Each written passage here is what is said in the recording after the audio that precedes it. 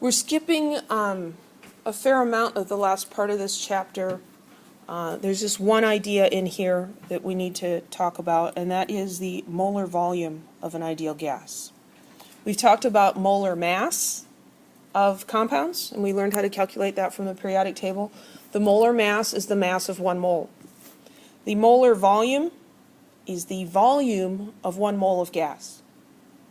And so let's calculate the volume of 1 mole of an ideal gas at 0 degrees Celsius and 1 atmosphere.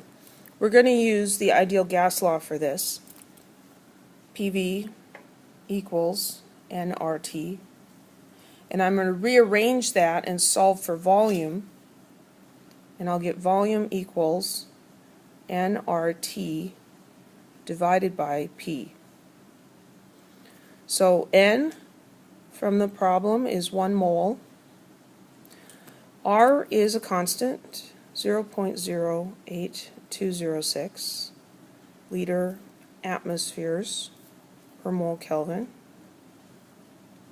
What temperature should I use? Should I use 0 degrees Celsius? 273 Kelvin. 273 Kelvin.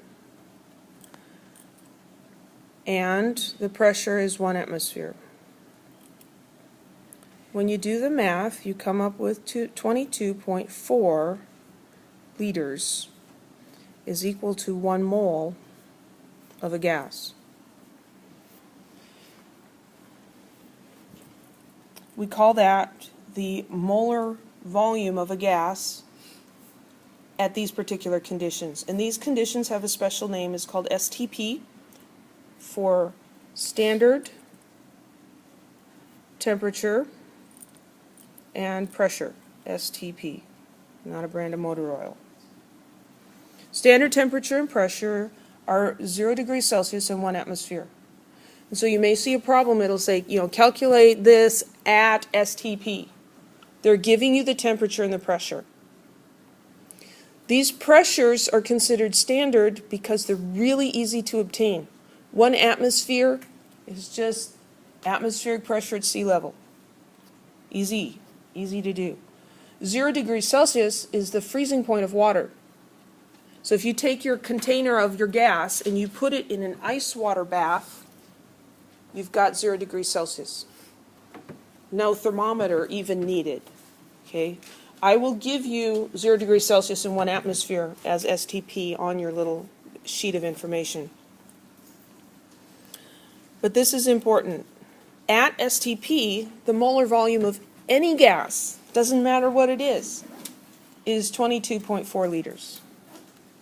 And so that makes a great conversion factor, 22.4 liters per mole.